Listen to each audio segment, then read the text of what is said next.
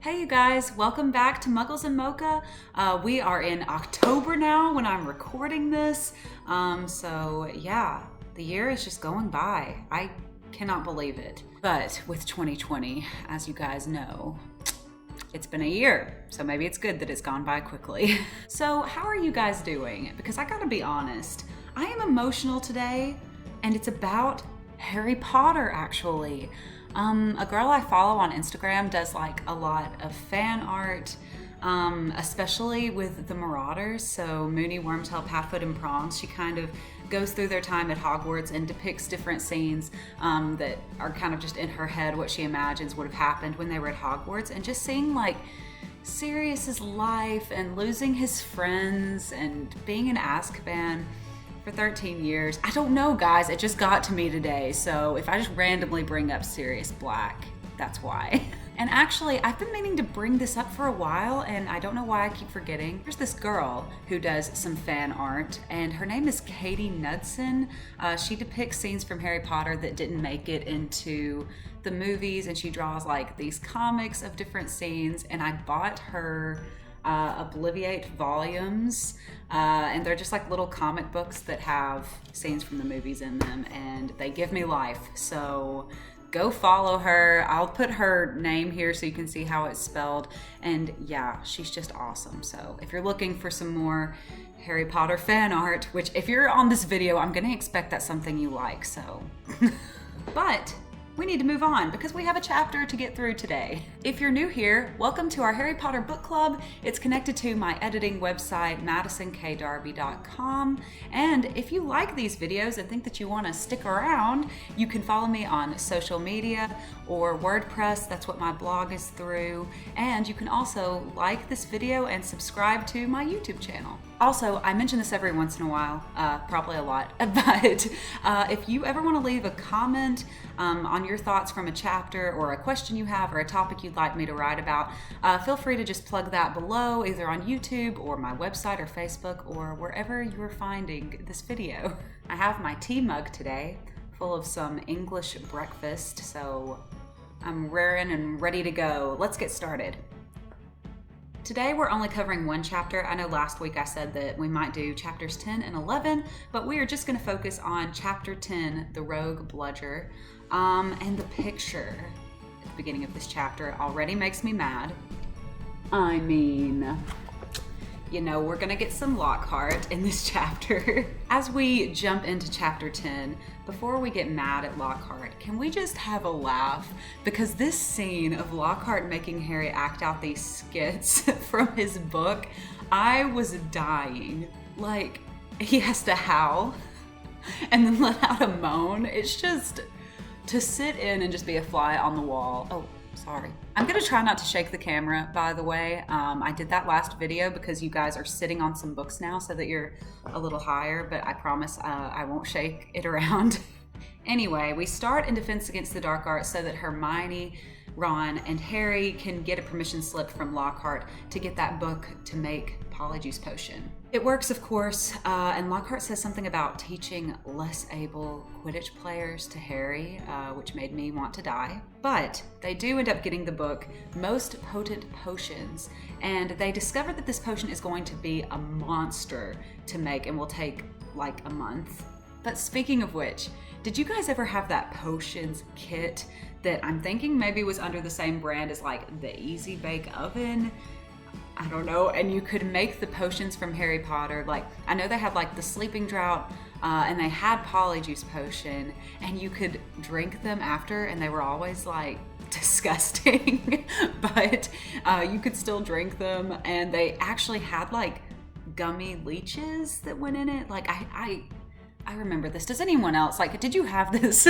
But anyway, when they're talking about the Polyjuice Potion, we get this great speech from Hermione, this outburst, and I'm just gonna need to read it really quick. So basically, Harry and Ron are noticing that this potion is gonna be, one, really hard, and two, they're gonna have to break a bunch of rules to even be able to do it.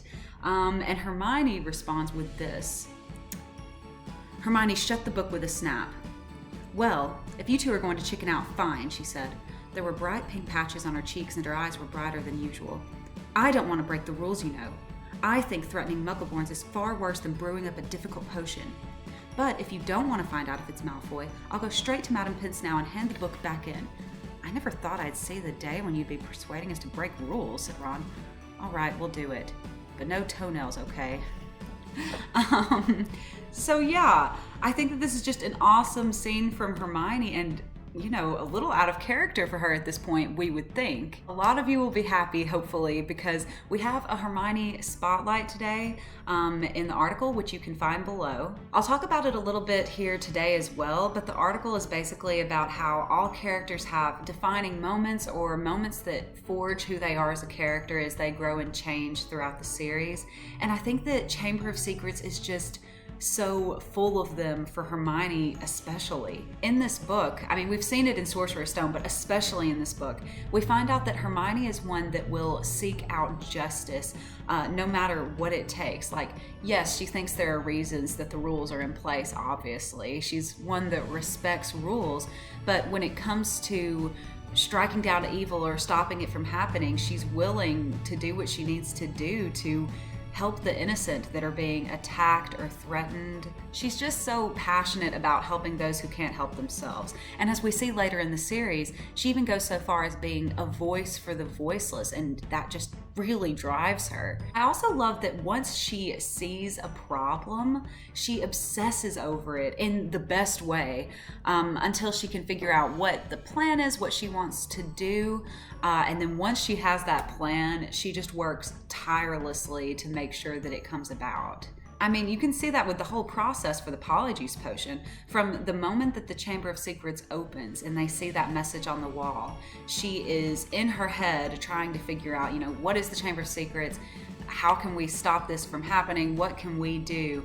And it's just fixated on it. Now that they have this plan, we're going to see that she's going to be constantly working at perfecting this potion because it's her part to play in stopping the heir of Slytherin or figuring out who it is at this point. And although obviously Ron and Harry also care about these things as well, Hermione is just such a force to be reckoned with when she gets her mind on something, and she really pushes them along and keeps them focused on the goals at hand. I mean, they're all 12 here at this point, so I feel like that would be really hard to do. A lot of motivation. So yeah, Hermione appreciation time.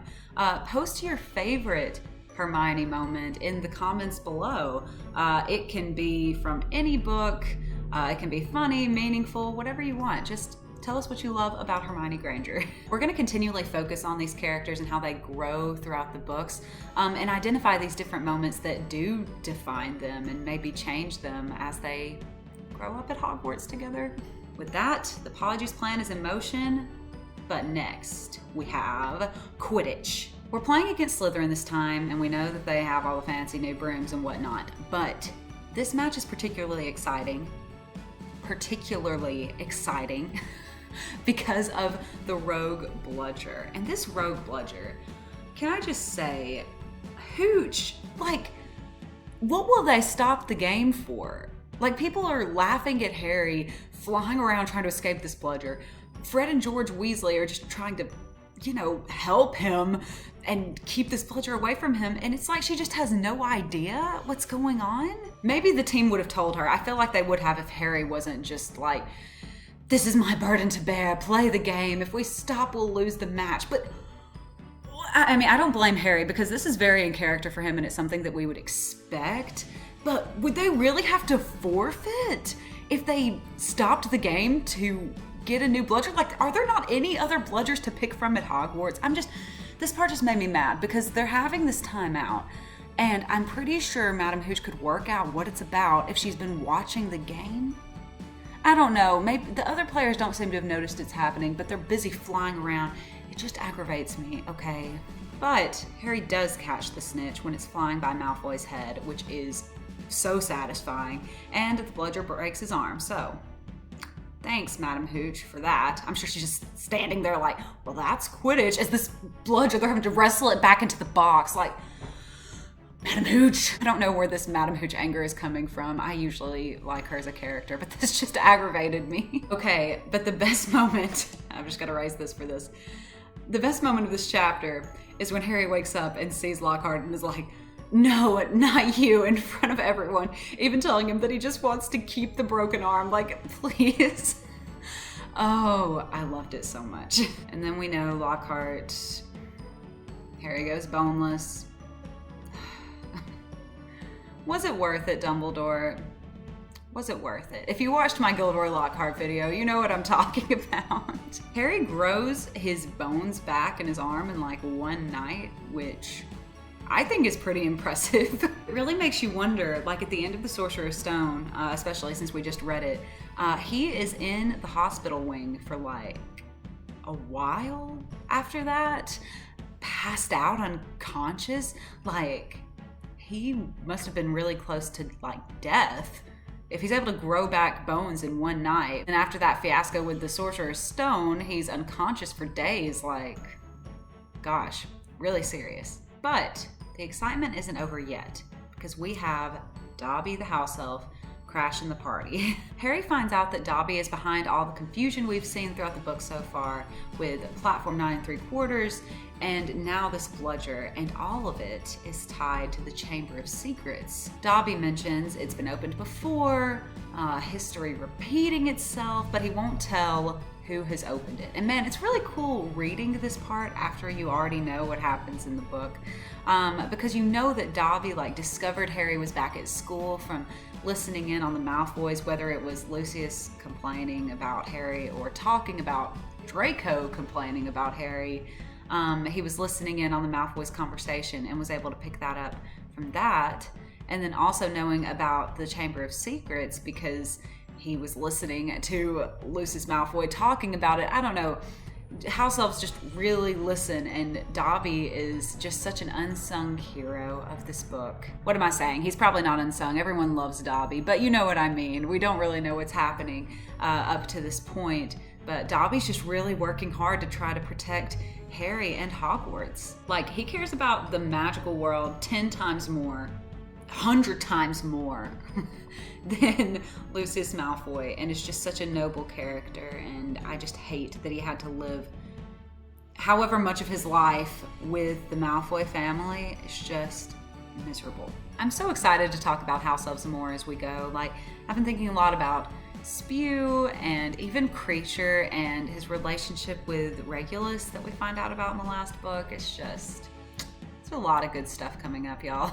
But before the chapter ends, we do get another attack, and it's a human this time, Colin Creevey, and it's just so sad because he was coming to visit Harry and like had food for him, and it just makes me love Colin, even though, you know, he's been annoying at this point in the book. He's taking pictures of Harry when his arm's like deflated, but he's just so genuine and has a kind heart, and I just hate that this happened to him. Harry overhears that the Chamber of Secrets is real, or at least in Dumbledore's opinion it is, and it has been opened.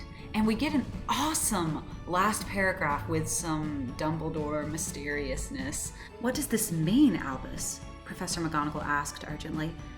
"It means," said Dumbledore, "that the Chamber of Secrets is indeed open again." Madame Pomfrey clapped a hand to her mouth. Professor McGonagall stared at Dumbledore. "But Albus, surely, who?" "The question is not who," said Dumbledore, his eyes on Colin. "The question is how." And from what Harry could see of Professor McGonagall's shadowy face, she didn't understand this any better than he did. It's just so telling once you know the full story, because based on it's not who, it's how, he knows that this is probably a result of Voldemort, which also means he expects that Tom Riddle was responsible the first time around. And we know that Hagrid was framed for that. And I was actually talking to my husband about this the other day because